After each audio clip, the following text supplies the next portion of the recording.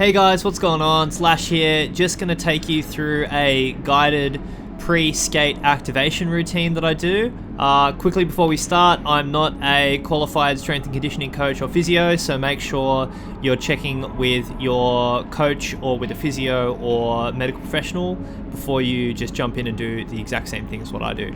So I always start off with foam rolling when I can. I feel like if I don't foam roll and I go straight into stretching and straight into activation and stuff, my muscles are really not quite ready to go. They feel quite sore and I'm not getting the most out of them. They just feel cold and stiff. So I always make sure I get a bit of a roll.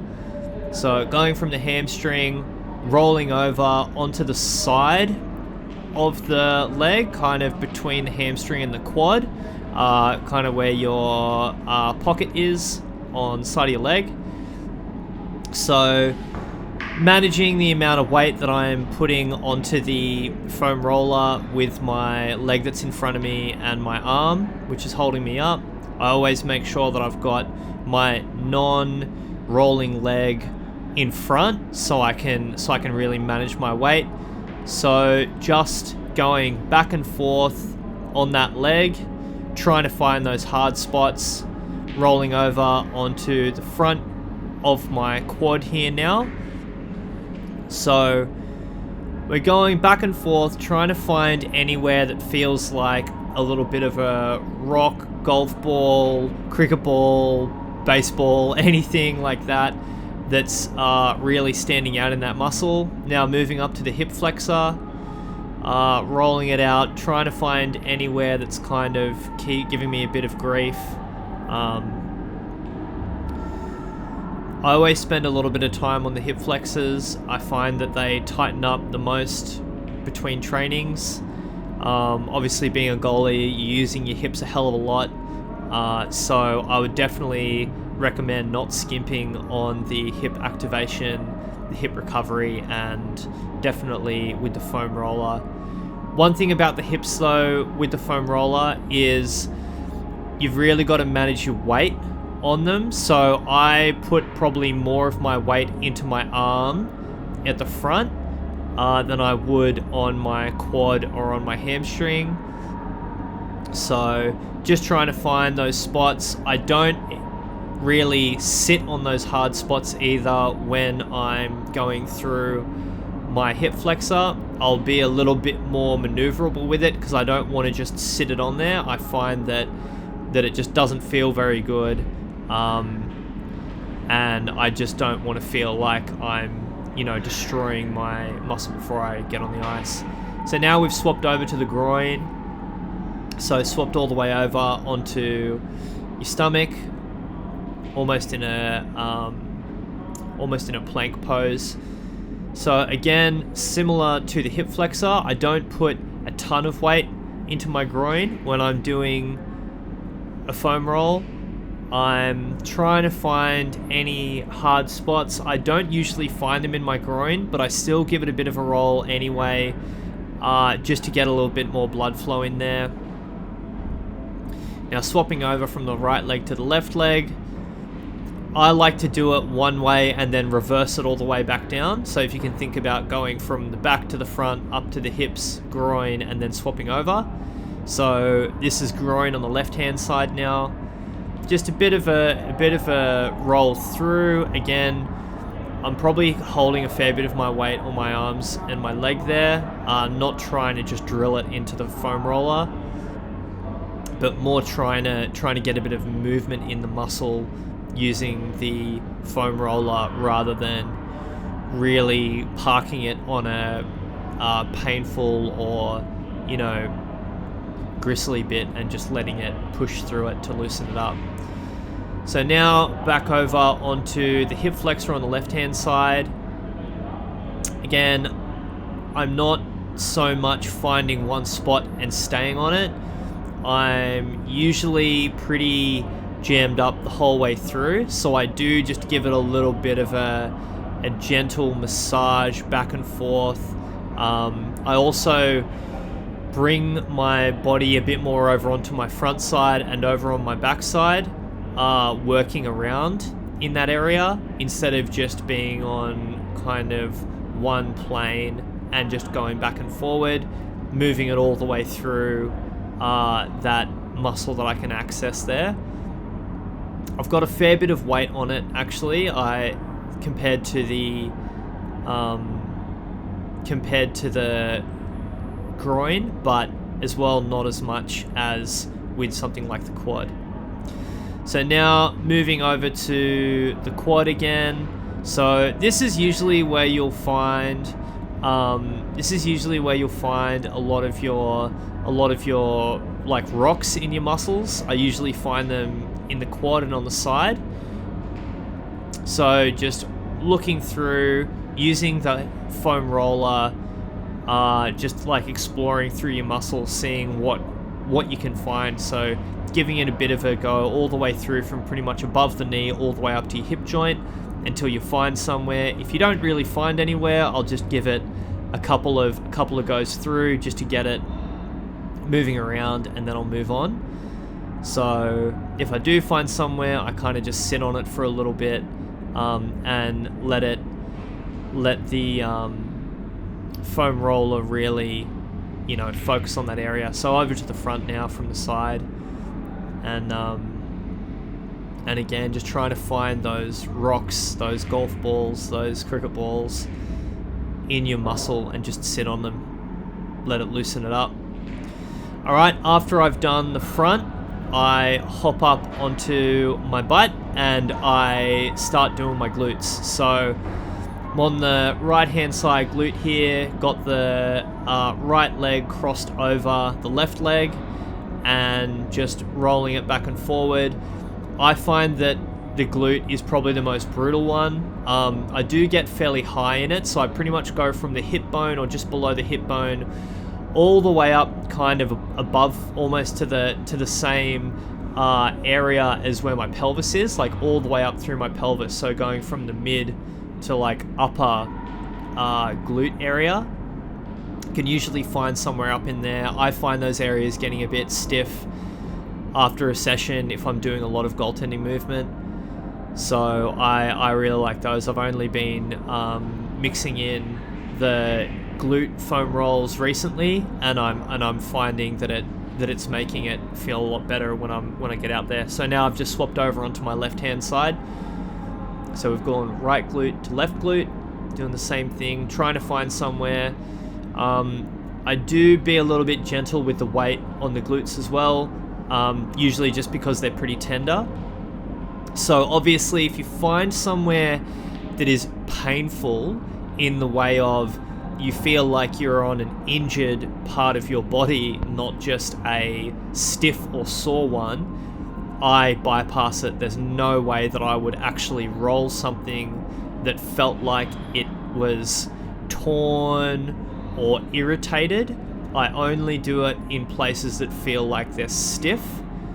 That's the indicator. It's those big chunky stiff bits that you feel like you can actually work out a little bit by applying the pressure, loosening the muscle up, getting that blood flow and getting that fluid into those areas. All right, so finished up the foam roll now. Just gonna do a few squats. Make sure you're getting nice and low, getting below parallel to the ground with your quads as you're squatting down. Not being too animated with it, but just making sure I've got good solid up and down movement. Just getting all those muscles moving now that we've rolled them out.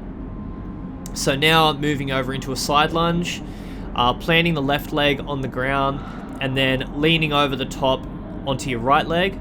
As I go through these, squatting down further and further every time, I can feel it activating using the glute, using the hamstring, but as well I'm also incorporating a bit of a stretch into the left leg as I go. So this is a mix of getting the push through the leg and the stretch. So now over onto the left leg, going down, squatting, pushing up, down, squat, push up, bit lower every time, getting that leg down to being parallel with the ground. Eventually, I don't start it all the way down there, and when I make sure when I'm pushing up, I'm not pushing so much off my toe, but pushing off my flat foot, so I try and get it from the heel and fully from the foot. So I'm really pushing it through the glutes and through the hamstrings there. So now this one is the skater stride kind of squat. Coming down, making sure that we're getting nice and low so that foot is touching the ground when it comes down. I don't really worry about, keeping it off the ground. I'd rather just get low. So squatting all the way down, getting parallel, reaching all the way back. That's a bit of a stretch in the groin there, as well as I'm stretching back and the hip flexor. And then driving that knee back up after it's straight underneath the body. So changing over now to the right leg. So when I do these, you can kind of feel a little bit awkward driving that knee up. You almost feel like you want to be doing a jump, but I don't do the jump simply because I find that the balance is a lot more like a movement on the ice doing this one and not jumping, because it's kind of like as you're coming from a big push and then getting your leg back underneath you, and really throwing that weight from one side through to the other one. That's what you want to be doing here. You've got a pretty big weight transfer going on and you really want to be controlling it. And usually the first couple are a bit wobbly, and then after you've done about 8 of them, you're a lot more stable.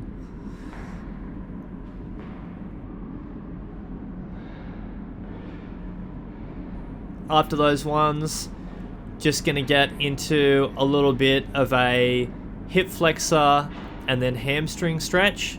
So just alternating between them. As we're pushing out with the hip flexor stretch, we're really kind of not going straight forward. I go on a bit of a diagonal angle.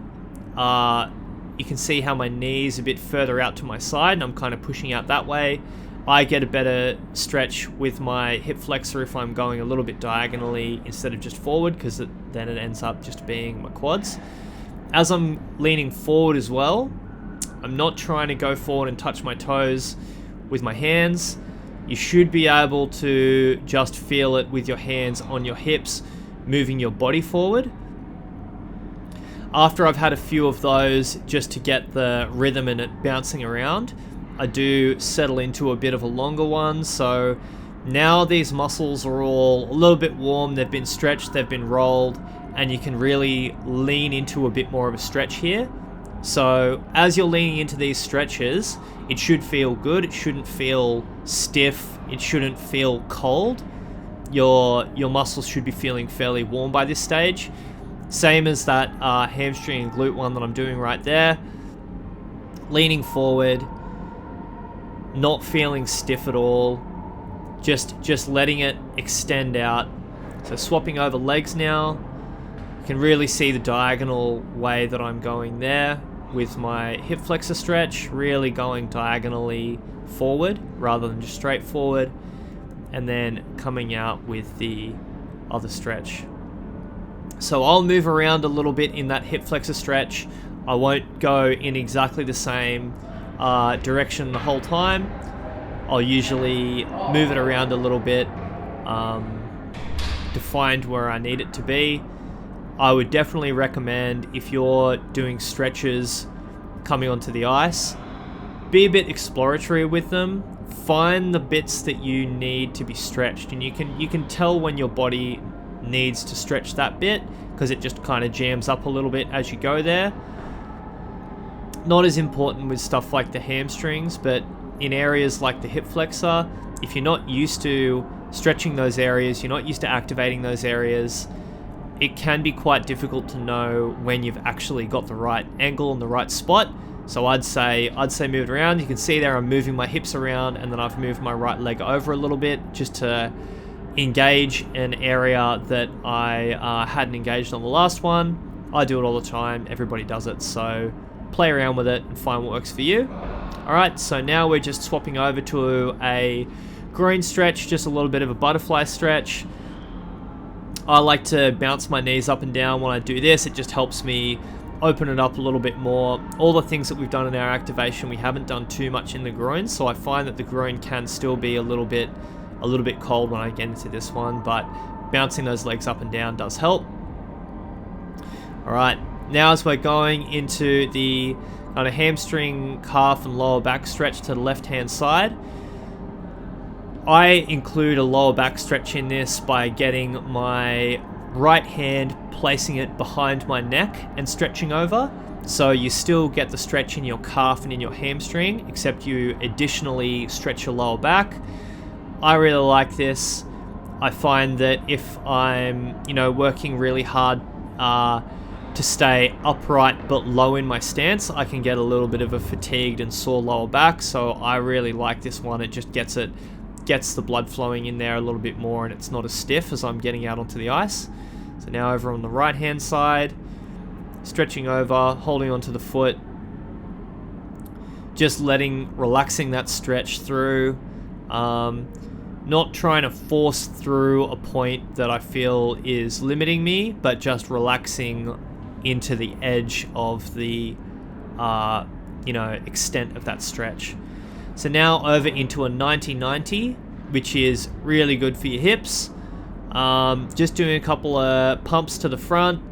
So this one, we're doing our internal rotation on that left-hand leg. So as you're going forward, you should be feeling the rotation in the hip on that left leg that's underneath you. And then as we lean back over, that's the rotation on the right leg. So as I'm doing that stretch, I'm kind of trying to push my butt down towards the ground. So that's the same rotational range as if we were doing a butterfly. You'll see it better in the next camera angle. Swapping over here to the front leg on the other side. So now I've got the right leg forward, reaching out with my left hand, just doing some pulsations. That is stretching that front hip. And now as I'm leaning back here, trying to put my butt to the ground, I'm really stretching that left hip. And you can see there how that's very similar to how your hip stretches out, how your leg moves when you're in a butterfly. So opening that up here. I find these are probably the most effective ones for directly feeling this on the ice as soon as I'm getting into my butterfly. So I definitely recommend, if you can do anything, this is what I'd be doing before I get on the ice. We're all done. Alright guys, that's everything for this video. Thank you very much for watching. If you're wanting to get any more insight about what I do preparing to get on the ice, what I do to recover when I get off the ice, the kinds of thing that I do before the season to get ready with my strength, mobility, and flexibility, during the season for maintenance, and then post-season, make sure you're heading over to my channel, Lasher75. I'm going to be sharing a bunch of videos on there showing you guys what I do to get ready to play semi-pro hockey. And you can check it all out in action on my vlog, Aussie Semi-Pro Hockey Goalie, which covers my 2022 season playing semi-professional hockey in Australia in the Pacific Hockey League. If you've got any suggestions for other videos or want me to explain a little bit more about what I do in this video or another one, make sure you're leaving a comment down below. If you know a goalie that doesn't move for the first half an hour of training or is pretty much just a pylon for the first period until they get warmed up and they can get their legs moving, make sure you're sharing this video with them. If you are that goalie, make sure you're hitting the like button and also putting this into a playlist, having it on your phone to actually guide you through your activation and your warm-up before you get on the ice. I did that for ages because I'd just get lost and I'd forget what I have to do before I start. So I'd highly recommend that. Anyway, guys, thanks very much for watching. I'll see you in the next one.